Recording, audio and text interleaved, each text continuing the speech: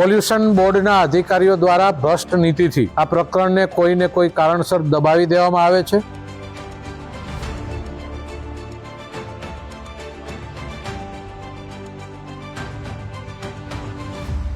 કે અધિકારી પવિત્ર હોય, અધિકારીએ માણસાઈ હોય, અધિકારીએ ખરેખર એની માનું દૂધ પીધું હોય તો એ ઉબેણ નદીનું પાણી જાલણસર ગામની નીચે આવે છે, ત્યાં એનો પરિવાર અઠવાડિયા સુધી એ પાણી પીએ। જૂનાગઢ એટલે કે એવી જગ્યા કે ગરવા ગિરનાર તરીકે ઓળખાતી આ જગ્યા અને ત્યાં સનાતનીઓના અખાડા અને સનાતન સાધુઓનો એક મોટો વ્યાપ ત્યાં વસેલો છે, એટલે લાખો શ્રદ્ધાળુઓ અને પબ્લિક આસ્થાના કેન્દ્ર તરીકે તો કોઈ ફરવા માટે જૂનાગઢ જતું હોય છે। પણ ત્યાંની સુવિધાની વાત કરવામાં આવે તો વર્ષોથી આ ભારતીય જનતા પાર્ટીની પણ સરકાર રહી, કોંગ્રેસની પણ સરકાર રહી, પણ અહીંયા અત્યાર સુધી કોઈ પણ ધારાસભ્ય જૂનાગઢને વ્યવસ્થિત કરી શક્યું નથી, રોડ રસ્તા કે પાણીની સુવિધા આપી શક્યું નથી, એ એક હકીકત છે। ભ્રષ્ટ અધિકારીઓ અને ત્યાંના રાજનેતાઓની મિલીભગતથી આવું થતું હોય છે, પણ હવે ધારાસભ્ય જ અધિકારીઓને સામે પડ્યા છે અને અધિકારીઓને ગણાવ્યા છે ભ્રષ્ટ। જૂનાગઢની અંદર એક સંકલનની બેઠક હતી। આ બેઠકની અંદર કલેક્ટર સહિત અધિકારીઓની હાજરીમાં ત્યાંના રાજનેતાઓ અને ચૂંટાયેલા પ્રતિનિધિઓની આ બેઠક હતી। આ બેઠકની અંદર ત્યાં થતા ટેન્ડરની અંદર ગાબાચાળી, રોડ રસ્તા અને મહત્વનો મુદ્દો છેલ્લા કેટલાક દિવસોથી આ ચર્ચામાં છે, એટલે કે જૂનાગઢ ભવનાથની અંદર આવેલા અંબાજી મંદિરના ગાદીના વિવાદને લઈ આ બેઠકની અંદર ચર્ચાઓ થઈ। આ ચર્ચાઓની અંદર મહત્વના મુદ્દાઓ પર ચર્ચા કરતા એક પણ ચર્ચાનો જવાબ ત્યાંના સ્થાનિક અધિકારીઓ પાસે નથી, તેવું ત્યાંના ધારાસભ્ય ખુદ સંજય કરોડિયા દ્વારા તેમની ઉપર આક્ષેપો લગાડવામાં આવ્યા। અને જે આક્ષેપો લગાડવામાં આવ્યા તે બાદ સંજય કોરડિયાએ મીડિયા સામે આવીને શું કહ્યું તે પણ તમે એકવાર સાંભળો। નદીની જે વાત છે એ જૂનાગઢ વિધાનસભા વિસ્તારના મુખ્યત્વે ગામડાઓની અંદર ખૂબ મોટી અસર થાય છે અને એમનું પાણી, લાલ પાણી આપણે બધાએ જોઈએ છીએ। એ છેલ્લા 2 વર્ષથી આ પ્રશ્ન મૂક્યો છે। પોલ્યુશન બોર્ડના અધિકારીઓ દ્વારા ભ્રષ્ટ નીતિથી આ પ્રકરણને કોઈને કોઈ કારણસર દબાવી દેવામાં આવે છે અને આ પ્રકરણને હિસાબે આજે આ વિસ્તારની અંદર ખૂબ મોટા પ્રમાણમાં નુકસાન થયું છે। એ વિસ્તારના ગ્રામ્ય વિસ્તારમાં જઈએ તો ત્યાં લાલ પાણી આજે પણ કૂવાની અંદર આવી ગયું છે, બોરની અંદર આવી ગયું છે, જમીનની અંદર પણ આવી ગયું છે અને એના ચામડીના રોગોના પ્રશ્નો પણ આ વિસ્તારની અંદર ઉપસ્થિત થયા છે। એની તપાસ માટેની આદરણીય કલેક્ટરશ્રીએ કમિટી બનાવી હતી ડેપ્યુટી ડીડીઓની નીચે। એ કમિટીએ રિપોર્ટ આપ્યો। એ રિપોર્ટની અંદર જે તત્વો હોવા જોઈએ નથી અને એ પાણી ખરાબ છે, જમીન ખરાબ છે અને આને હિસાબે જ ખરાબ છે એવો રિપોર્ટ આપ્યો।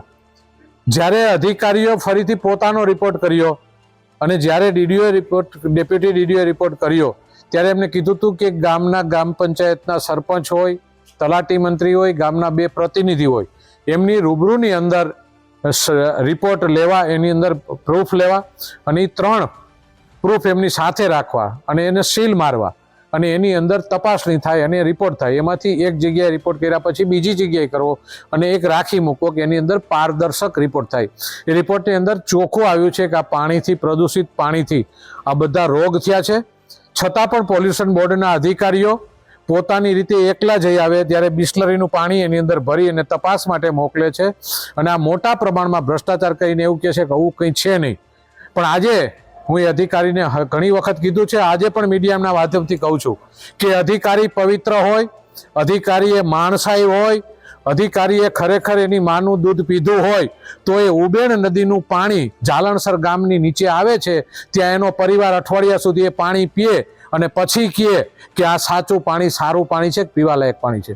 હું પાણી નથી પી શકતો તો મારા વિધાનસભા વિસ્તારનો કોઈ મતદારી પાણી ન પી શકે એટલી મને સભાનતા હોય છે। અધિકારીઓ, ભ્રષ્ટ અધિકારીઓ આ પાણીને બદનામ કરીને આ વિસ્તારના લોકોના જીવન સાથે ચેડા કરી રહ્યા છે। ખૂબ ગંભીર બાબત છે।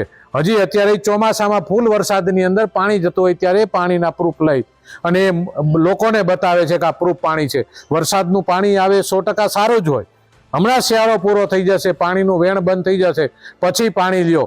આજે પણ એ વિસ્તારની અંદર તમે ક્યાંય નદીની અંદર જશો ને ઉનાળાની અંદર, પણ જ્યાં પાણી સુકાઈ ગયું છે, જ્યાં સફેદ છારી જામી ગઈ છે, એની અંદર પાણી નાખશો ને તો પાણી 5 દિવસ, અઠવાડિયા સુધી સુકાતું નથી, ચોખ્ખું નથી થતું। બાજુમાં તમે ઉપરથી શેવાળ કાઢી અને પાણી નાખશું તો 5-10 મિનિટની અંદર પાણી સુકાઈ જાય છે. આ પરિસ્થિતિ એક પ્લાસ્ટિકનું લેર આખી નદીની અંદર બનાવી દેવામાં આવ્યું છે અને એ કારણ હોય તો એ આ પોલ્યુશન બોર્ડના ભ્રષ્ટ અધિકારીઓ, કલેક્ટરશ્રી, સમગ્ર ગુજરાત સરકાર બધાને ગેરમાર્ગે દોરી અને આ કામ કરી રહ્યા છે. જે રીતે પોરબંદરમાં આંદોલન થયું, આવું જ આંદોલન જુનાગઢ વિધાનસભા વિસ્તારની અંદરથી જો આ રોકવામાં નહીં આવે તો લોકો આંદોલન કરશે, એમાં કોઈ શંકા નથી. એમાં ધારાસભ્ય તરીકે, પ્રજાના પ્રતિનિધિ તરીકે પ્રજાની સાથે રહેવાની મારી ફરજ છે અને એમાં હું સાથે રહીશ. જે રીતના વાત કરી ધારાસભ્યએ કે ઉબણ નદીની અંદર પ્રદૂષિત પાણીનો વ્યાપ ખૂબ મોટા પ્રમાણની અંદર વધી રહ્યો છે, ગૌચરની જમીન ઉપર જે દબાણો થઈ રહ્યા છે, મનપા દ્વારા ટેન્ડર બહાર પાડવામાં આવતા હોય છે ને આ બહાર પાડવામાં આવેલા ટેન્ડરની અંદર કરોડો રૂપિયાનો ગોટાળો થાય છે.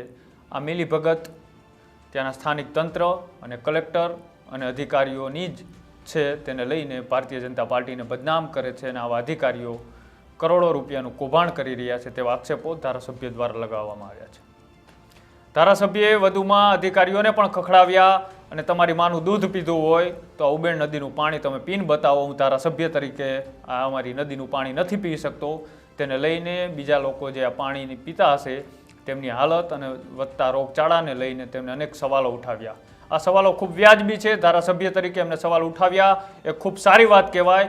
પણ અમુક જગ્યાએ ધારાસભ્ય અને તંત્રની મિલીભગતથી આવા કરોડો રૂપિયાના ગોટાળા ચાલતા હોય છે અને સવાલ પૂછતું હોય છે પ્રજા, પણ જવાબ કોઈ આપવા તૈયાર નથી હોતું. પણ આજે સવાલ ઉઠાવ્યા છે જૂનાગઢના જ ધારાસભ્ય એટલે કે સંજય કોરડિયાએ. સંજય કોરડિયા ઘણી વખત ચર્ચાઓમાં રહેતા હોય છે અને સરકારના થયેલા કામો હોય કે સરકારની વિરુદ્ધ અધિકારીઓ કરેલા ભ્રષ્ટાચાર હંમેશા ખુલ્લા પાડતા હોય છે, પણ તેને લઈ તેમને ખુદ કલેક્ટરને જ આની અંદર ભ્રષ્ટાચાર ગણાવી દીધા હતા. તત્કાલીન કલેક્ટર રચિત રાજ અને તેમની સમગ્ર ટીમ સામે કડક કાર્યવાહીની પણ ધારાસભ્ય દ્વારા માંગ કરવામાં આવી છે. તેને લઈ અને જૂનાગઢની અંદર જે કરોડો રૂપિયાનો ભ્રષ્ટાચાર થયો છે, જો તમે જૂનાગઢમાં ગયા છો અથવા તો તમે જૂનાગઢમાં રહો છો તો તમને ખબર હશે કે જૂનાગઢની અત્યારે સુવિધા અને વ્યથા કેવી છે. જો તમે જાણતા હોય અને આ વ્યથાને લઈ તમે કંઈ કહેવા માગતા હોય તો અમારા કોમેન્ટ બોક્સની અંદર અચૂક જણાવજો. અને આવા જ અહેવાલો જોવા માટે અમારી યુટ્યુબ ચેનલ ન્યૂઝ રૂમને આજે જ લાઇક કરો, શેર કરો અને સબસ્ક્રાઇબ કરો. નમસ્કાર.